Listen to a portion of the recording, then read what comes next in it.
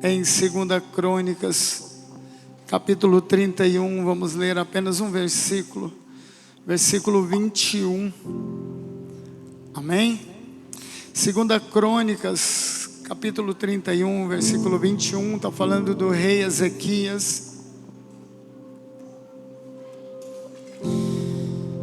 2 Crônicas 31, 21, diz assim: em tudo que ele empreendeu no serviço do templo do Senhor e na obediência à lei e aos mandamentos, ele buscou o seu Deus e trabalhou de todo o coração, por isso ele prosperou.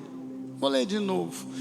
Em tudo que o rei Ezequias empreendeu no serviço do templo do Senhor e na obediência à lei e aos mandamentos, ele buscou o seu Deus e ele também trabalhou de todo o coração, por isso ele prosperou. Eu vou parafrasear esse finalzinho dizendo: por isso ele conseguiu grandes conquistas na vida dele. Amém?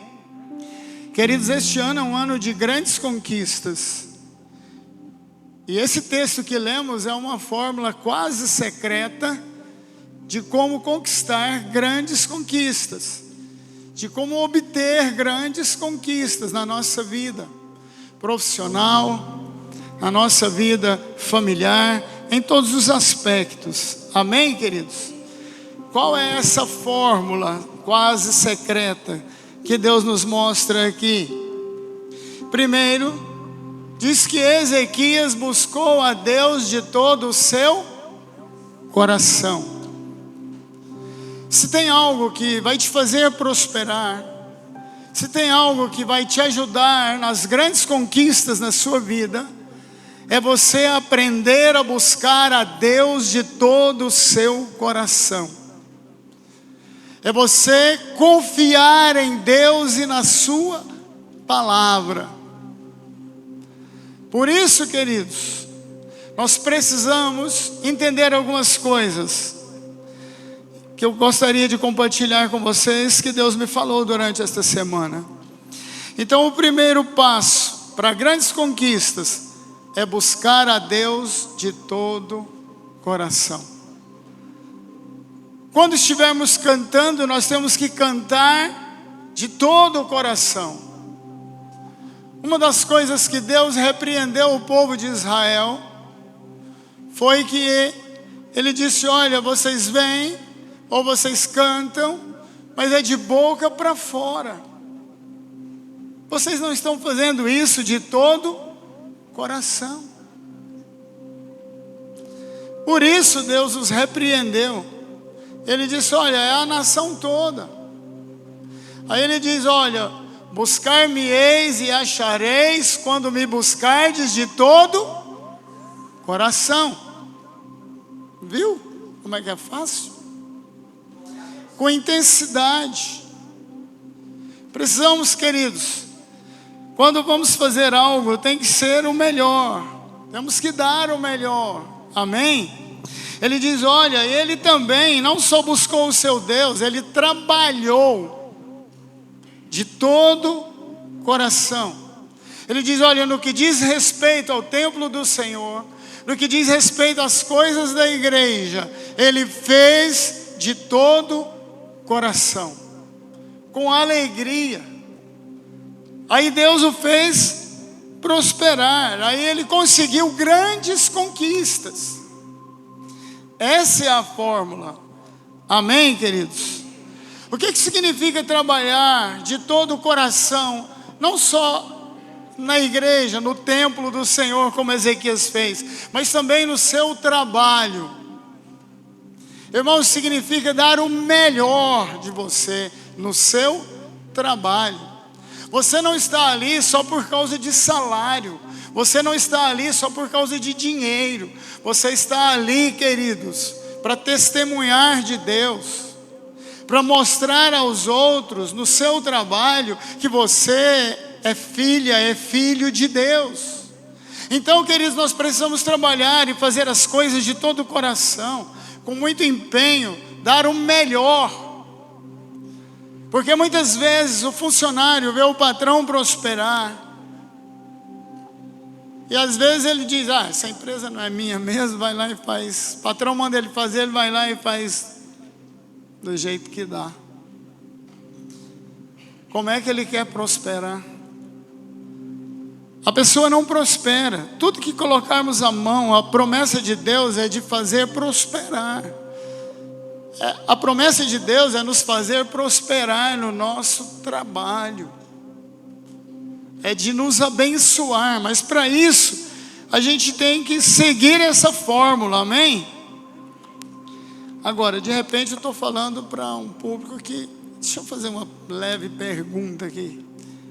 Quem aqui gostaria de, esse ano, realmente ter grandes conquistas na sua vida? Diga glória a Deus. Bom, estamos juntos, queremos a mesma coisa. Agora, queridos, muitas vezes as pessoas querem grandes coisas, grandes conquistas, apenas para adquirir dinheiro. Preste atenção: honras, fama, poder. E muitas vezes elas conseguem, mas o grande problema é, elas se esquecem de Deus depois que conseguem. Deixa eu te falar uma coisa: sucesso na nossa vida não significa ter coisas. Sucesso não significa ter coisas, mas é definido pela forma como você vive. Uma pessoa de sucesso não quer dizer que ela tenha tudo que ela desejou. Uma pessoa de sucesso não significa ter apenas coisas, mas é definido como você vive com aquilo que você conquistou. Às vezes, querido, o que é uma grande conquista para você, para outro é uma coisa mínima. Não é? Para muitos aqui, comprar um carro 0 quilômetro é uma grande conquista. Para alguns, troca de carro todo mês se quiser. Então não é uma grande conquista, é algo corriqueiro. Sim ou não, irmãos? Para alguns aqui, ter uma casa própria é uma grande conquista. Para outros, já tem a casa para morar e tem mais umas 10 para alugar. Então a casa própria não é uma grande conquista. Então, queridos, conseguir grandes conquistas na nossa vida não significa ter coisas, mas é definido pela forma como você vive. Para alguns, o casamento é uma grande conquista. Para outros, é simplesmente casar. Já tem casa, já tem carro, tem emprego, já tem dinheiro para comprar os móveis. Para alguns, queridos, como eu já vi aqui ao longo dos anos nesse ministério, o casamento é uma grande conquista, porque às vezes ganha salário mínimo e precisa pagar aluguel, precisa comprar as coisas. Quantos jovens nós já ajudamos a adquirir as coisas porque casaram e precisava de uma cama, não tinha dinheiro para comprar uma cama. Quando eu casei, só o sangue do cordeiro. Eu me lembro que eu mandei fazer, tinha um colega na Codeg naquela época, eu trabalhava no estado, e o pai dele era marceneiro, ele trabalhava lá e trabalhava com o pai dele na marcenaria. Ele falou: não, Zé, pode ficar tranquilo, vou falar para meu pai lá, nós vamos fazer uma cama de cerejeiro e um guarda-roupa de cerejeiro, foi isso? Uma cama e um guarda-roupa, eu vou te vender eles baratinho. Irmãos, foi o que eu consegui comprar, porque a gente estava recebendo uma casa aqui, Castelo Branco, era de taco, tive que sintecar, não consegui nem morar em volta, e já cafunguei para dentro, casei e já fui morar lá. E comecei com essa cama e o guarda-roupa. Graças a Deus que em Cristo nos dá a vitória. Eu lembro que a minha sogra me deu um sofá. Eu lembro que eu tive um cunhado que me deu um fogãozinho e um armário. Eram grandes conquistas naquela época, queridos. Deus, naquele ano, Deus me abençoou de uma maneira tremenda. Eu lembro que meu sogro disse: olha, Rosemir, você casando, você vai morar na minha casa ali na Canaã. Eu falei: Quem casa, quer casa. Eu quero ir para a minha casa. E não fui. Esperei a minha casa sair aqui no Morada Nova. Esperei mais de um ano. Então, queridos, para alguns grandes conquistas são coisas que para outros é simplesmente algo a mais, não é? Então, sucesso não significa, ou grandes conquistas não significa ter grandes coisas, mas é definido pela forma como você vive, e é definido também pela pessoa que você é. Presta atenção, olha aqui para mim. Grandes conquistas é definido pela pessoa que você é, pelo momento que você está vivendo. Porque nem todo mundo nasce rico. Eu, por exemplo, não nasci rico, nasci foi bonito. Fazer o quê? Já é alguma coisa. Então, queridos, muitas pessoas conquistam coisas na vida, bens, fama, prazer. Agora, nada disso faz sentido sem Deus. Ezequias temia a Deus, buscou o seu Deus, trabalhou de todo o seu coração. Por isso ele conseguiu grandes conquistas. Ele amava a Deus. É verdade que ele deu umas mancadas depois, mas vamos pular isso aí. Amém? Então, nada na nossa vida, coisas na nossa vida, nada preenche o vazio que temos no nosso coração. Esse vazio só é preenchido por Deus. Salomão, que foi o homem mais sábio, mais rico, não sei se foi mais bonito na época dele. Absalão, a Bíblia diz que Absalão era o cara mais bonito. Nasceu em Cristianópolis, tinha um cabelão assim, tipo o meu. Salomão, que foi o cara mais sábio, mais rico, mais não sei o que, tudo que você imaginar. Ele experimentou tudo na vida dele, de tudo um pouco. Teve o que queria. Pediu sabedoria, Deus deu, e deu riquezas. No final da sua vida ele diz: olha, eu já experimentei tudo isso. E tudo isso é besteira. Tudo isso não passa de vaidade.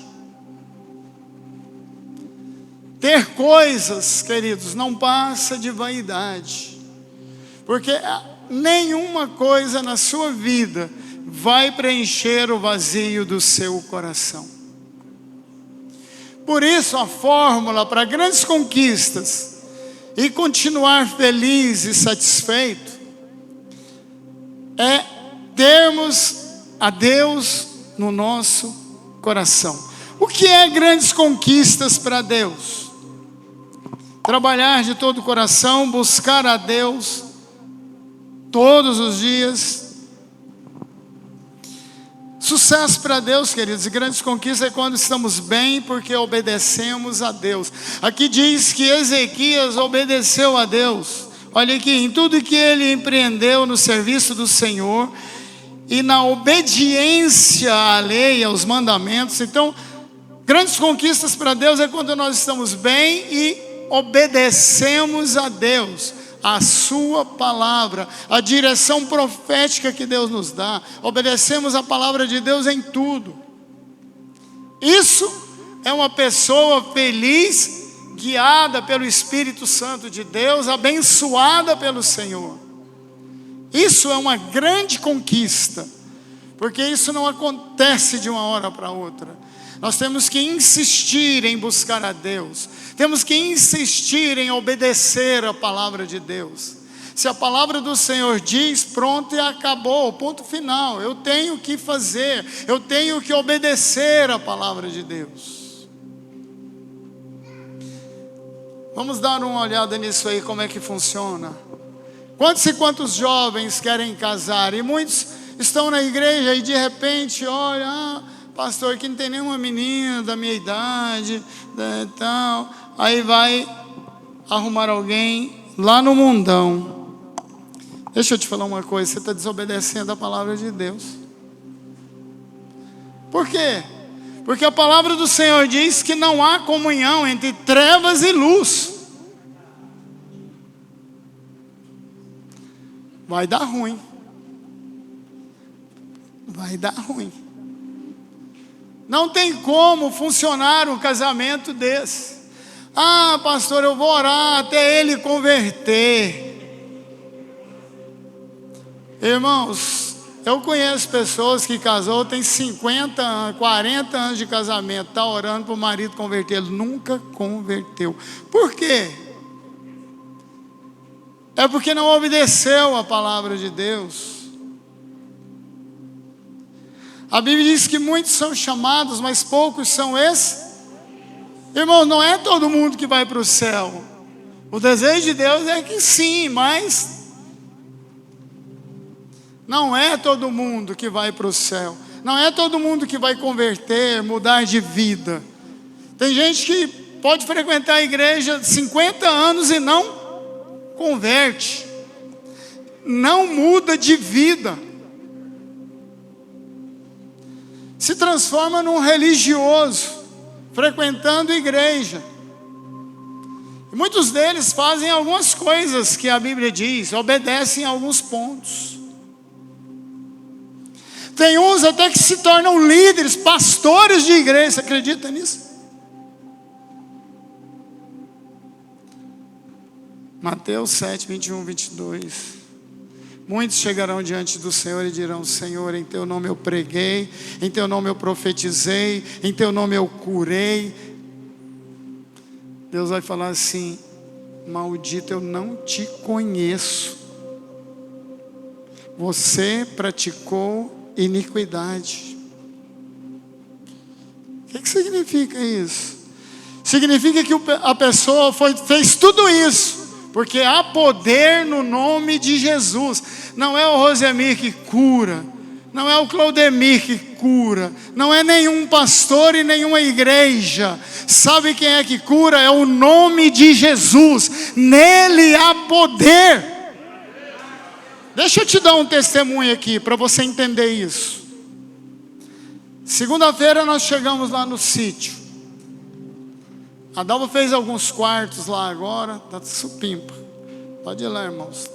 Mentor, tem 2 suítes lá agora para visita. E eu fiz um Ipiranga para jogar tudo quanto é bagulho. E a Dalva fez também uma outra dispensazinha.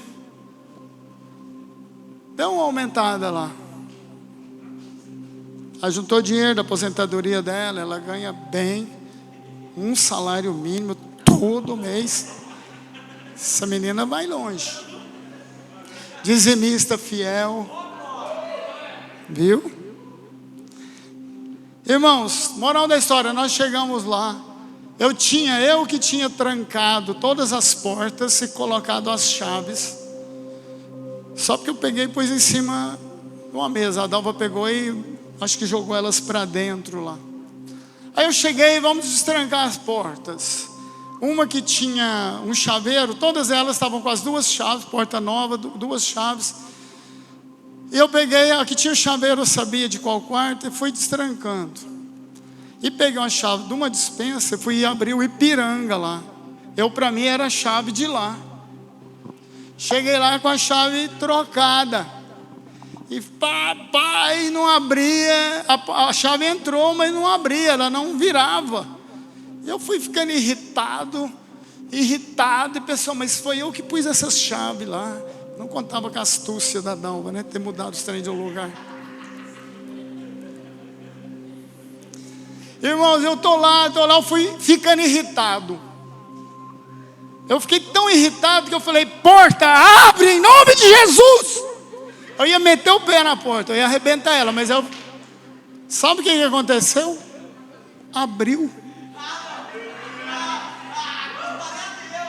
Irmãos, há poder no nome de Jesus. Aí eu voltei e falei: Dalva, aquela coisa lá, a porta não queria abrir de jeito nenhum, eu tive que mandar ela abrir em nome de Jesus. Ela falou: lógico que não ia abrir, tá a chave errada, a chave está aqui. Mas serve de testemunho, irmãos, como tem poder o nome de Jesus. Viu? Estou falando. Eu já estava decidido a arrumar o pé na porta e quebrar, porque eu pensei: poxa, não é possível. E as chaves é tudo soprando, tudo igual. Estava todas duas, eu tentava uma, tentava outra, não virava. Sabe, irmãos? Então, queridos, nós precisamos saber que grandes conquistas vêm através da obediência a Deus, trabalho de todo o coração, buscar a Deus todos os dias, confiar no Senhor e na sua palavra, e praticar aquilo que você conhece de Deus, conhece da palavra de Deus. Amém? Amém, irmãos? Experiência de mandar carro funcionar, Deus consertar carro em nome de Jesus, isso aí vários irmãos, várias pessoas já tiveram, eu também já tive. Agora, abrir uma porta novinha com a chave errada, só Jesus na causa. Amém? Aleluia. Agora, queridos, para grande tristeza de Deus, se você der uma olhada na vida de Ezequias, Deus o fez prosperar enquanto ele buscou o Senhor de todo o coração, obedeceu a Deus de todo o coração. Aí Deus disse para ele, Ezequias, mandou o profeta lá: Ezequias,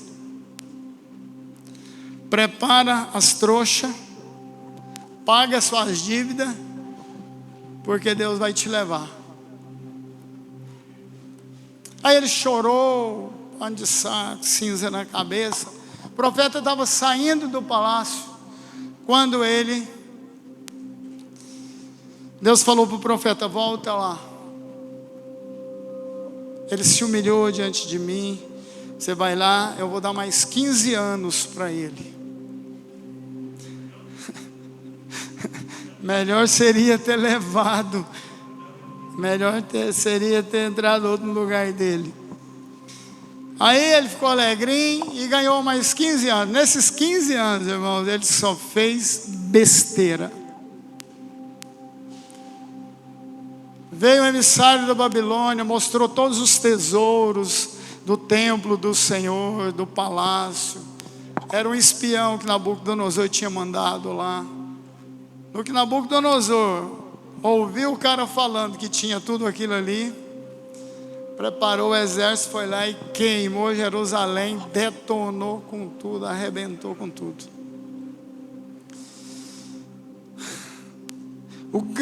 A grande tristeza de Deus é que muitas vezes Ele nos dá grandes conquistas. Irmãos, ao longo desse ministério eu tenho visto pessoas prosperarem, angariar grandes conquistas e meter os pés pela mão. Porque muitas vezes Deus nos dá grandes conquistas e desviamos do propósito de Deus para o qual Ele nos fez prosperar. Qual é o grande problema? Quando você está orando e Deus começa a te abençoar, e você é fiel no dízimo, oferta na igreja com alegria, aí começa a ganhar muito dinheiro. É muito dinheiro, eu vou usar isso aqui noutra coisa. O que eu mais já vi, irmãos, é a pessoa: não, vou entregar 10 mil reais para a igreja, não, que é o dízimo dela. Ganhava salário mínimo, está ganhando 100 mil por mês. Sabe o que a pessoa faz? Eu vou dar para uma instituição de caridade. O que a Bíblia diz a respeito disso? Você tem que dizimar aonde você está frequentando. Deus te fez prosperar, Deus te trouxe para cá, foi para isso. O que eu já vi de pessoas que prosperaram aqui, aí sabe, desvia do propósito. Deus te abençoa, Deus te dá grandes conquistas, sabe para quê? Para você ser coluna financeira na igreja. Agora, sabe qual é o grande problema? É que conseguimos grandes conquistas e depois desviamos do propósito. Primeira coisa é que começamos a menosprezar a Bíblia. Não é bem assim não.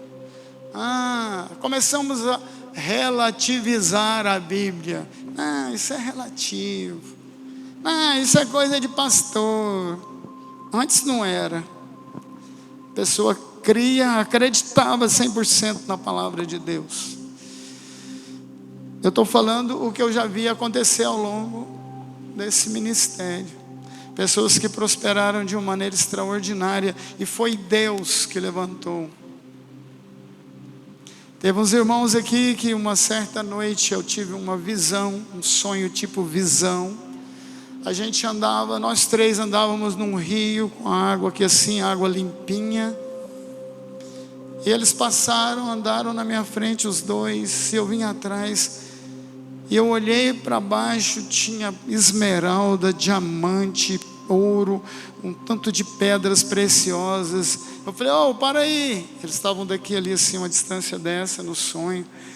Peguei, passei a mão, enchi a mão com essas pedras de diamante, esmeralda, safira, pedra verde, vermelhinha, tudo lapidado, aquelas diamantes, aquela coisa mais linda. Falei, como é que vocês passam por cima disso aqui e não vê? Toma, é para vocês. Peguei e entreguei para eles. Acordei. Irmãos, aqui, o irmão prosperou em um ano. Aí eu falei com ele, comecei a orar por ele. Ele prosperou de uma maneira tão extraordinária, não dá nem para descrever. Só porque quando ele alcançou a casa de uns 2 milhões, assim, na conta dele, fora o tanto de prédio, coisas que ele comprou, ele vazou da igreja. Fugiu do propósito, desviou do propósito. E ele sabia para que Deus havia levantado ele, para ser coluna na igreja. Um dos grandes problemas é que, além da pessoa menosprezar a palavra, a pessoa para de orar. Fazia campanha, orava de madrugada, buscava a Deus. Para de orar. Não precisa mais. Irmãos, isso é um erro crasso. Segunda coisa que acontece, infelizmente, é o abandono da comunhão. Nós temos o dia da família, nós temos domingo de manhã, nós temos café da manhã, comunhão com os irmãos, a gente conversa, tem uns 30, 40 minutos ali para conversar com os irmãos. A pessoa começa a prosperar, né? Esse cafezinho aqui, eu quero é melão, melancia de manhã, eu quero... Rosemir não compra melão, eu quero é mel para jogar assim, então... Eu quero um sorvetinho, aquela coalhada síria que eu gosto, tá? Me poupe, né, irmãos? Um dia por semana você comer um pão com um apresuntado e queijo, você comer um enroladinho, um bolo, um pão de queijo quentinho, comer um cuscuz que a irmã Joana traz, um pastelzinho. Pô, que mal há nisso? A pessoa abandona a comunhão, já não serve mais. Não, Rosemira prega demais, eu nem vou lá mais naquela igreja. Ai, papai do céu.